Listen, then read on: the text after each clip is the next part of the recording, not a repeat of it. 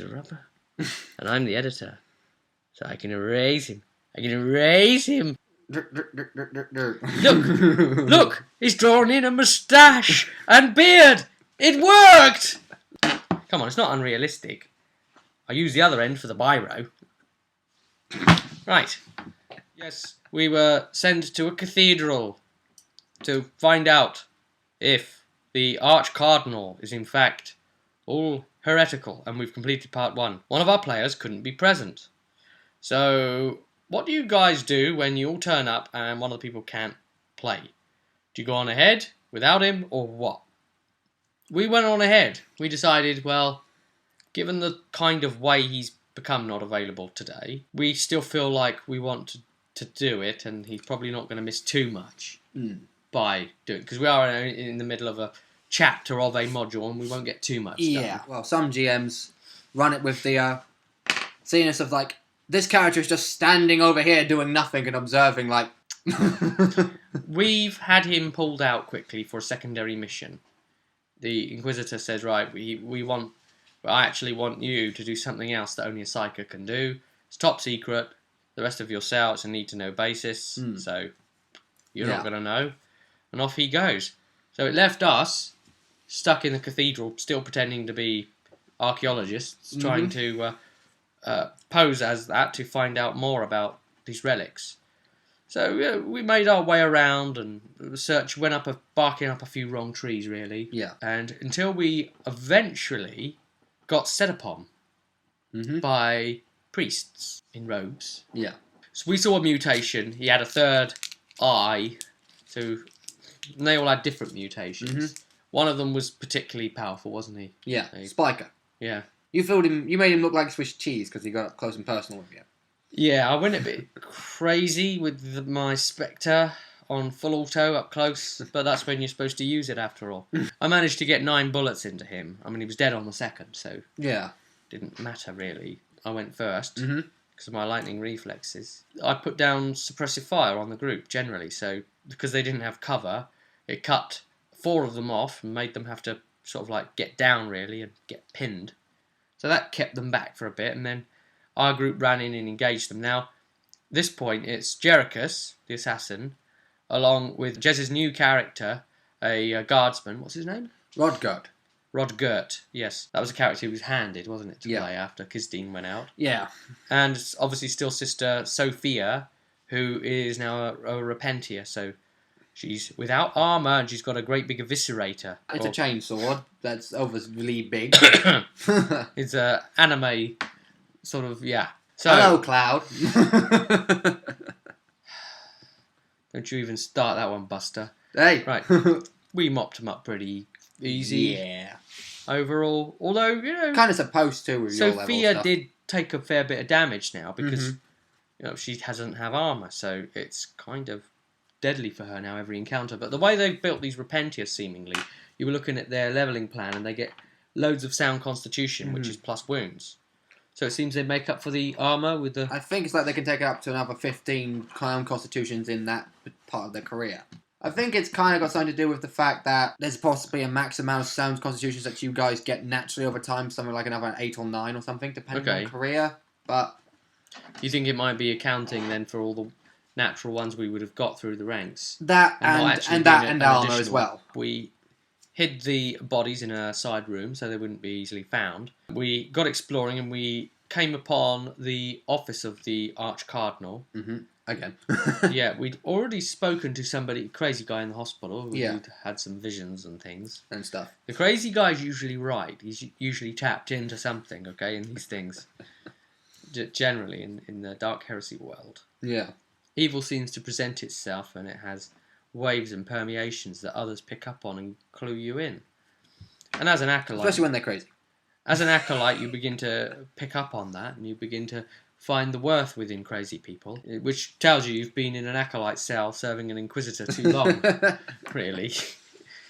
That's one way to put it, I guess, yeah. We've had a long, illustrious career just as that, let alone what they were doing before that. We found the Arch-Cardinal's office. We tried getting in there. There was a little monitor camera watching thingy above the door.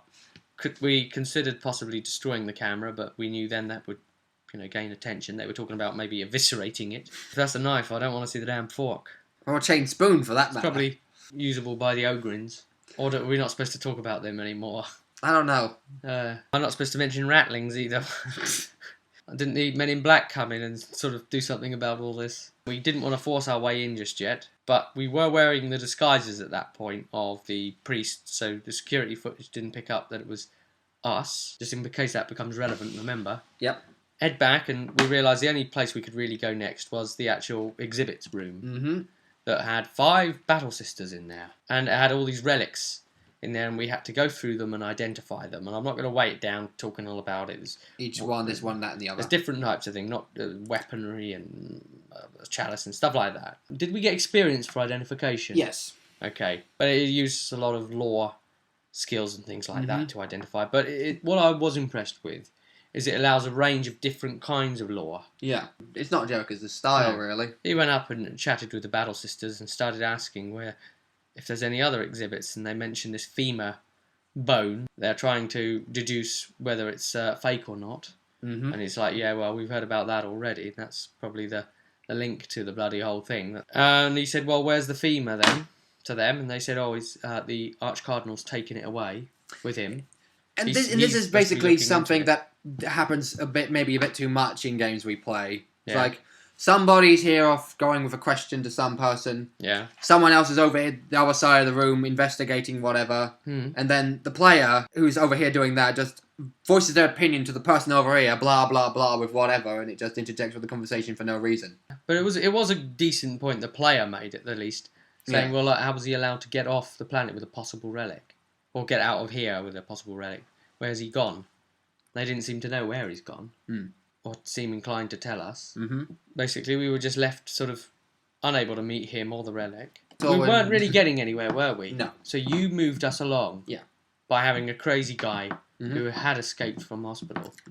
Was that one of the suggestions in there? Or okay. He ran straight at us and started spewing all this mad information, grabbed Sophia's hand and drew these pictures on it, symbols of something, worked out, based on the clue he'd given us as well, where we had to search next. Yeah. So we searched that place and found a way on that led down by finding that place and using those pictures in some manner that only a certain person can use, or persons, to get in there. Gone down and found a sort of a camera system thing, and 2 voices spoke at once. Yeah. Automated. A sentry program asking us for the password.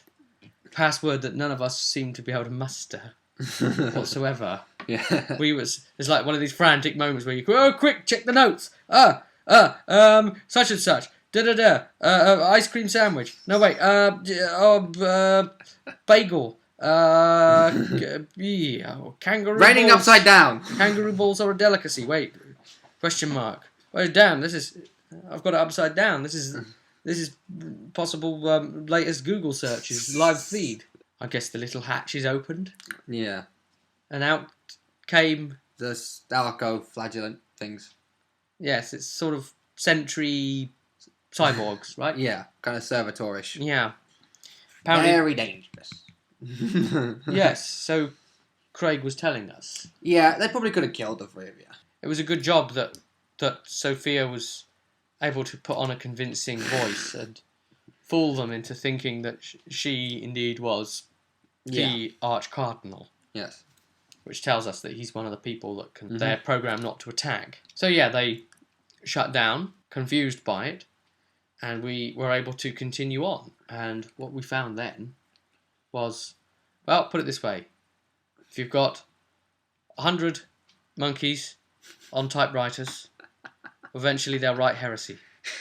It was auto-quill writing servitor things, putting out volumes and copies of a book. So basically they're trying to take these published works, altering them so that there's heretical text instead, to try and alter the behaviour and thought processes of the people. We found evidence there in that back room, and that was enough to be getting on with, and what was the evidence we found? Let's collate it together. A bunch of forged books. Yeah. We found written letters. You found as a well. forging wing and the like, yes. Yes, but also notes and someone called Venom Skin. Yeah, and we had a lead that we need to go to Gunmetal City seemingly next. So I've heard a lot about the place. I wouldn't mind going. Well, you're going to the slums underneath it, at least. Although Gunmetal City technically is slums of a high. I'm sure Jericho would fit in nicely. With the things he can do with a gun. Yeah, that might give you some bonuses. That You can imagine him on a shooting range, can't you? Well, the currency for this particular place is shells. Although they will also use normal currency, they just also use them as well. When those things shut down, by the way, Jericho didn't take any chances. He planted a couple of his miniature melters on them. On his way back out, he'll detach them. Yeah, just in case something happened. It was one of those things that's like, if they did spark to life or we saw them later, he'd be able to just activate the boom and end the fight immediately. Yep. Theoretically. But the fact of the matter remains is that the bone was meant to be the key that unlocks the way to this secret entrance place. But you found the code version of it. Of course, we skipped a bunch of other subplot stuff. But you see, Heresy being what it is, you see, you're worried. You think, I don't want to leave that behind because the mission was the Arch-Cardinal. It was all going to be about the bone, wasn't it? We'll leave it there. We'll cut it at that point with live editing. Like now. And now. And now. And groovy transition. See you at the next session vidcast. And I'll see you at the table.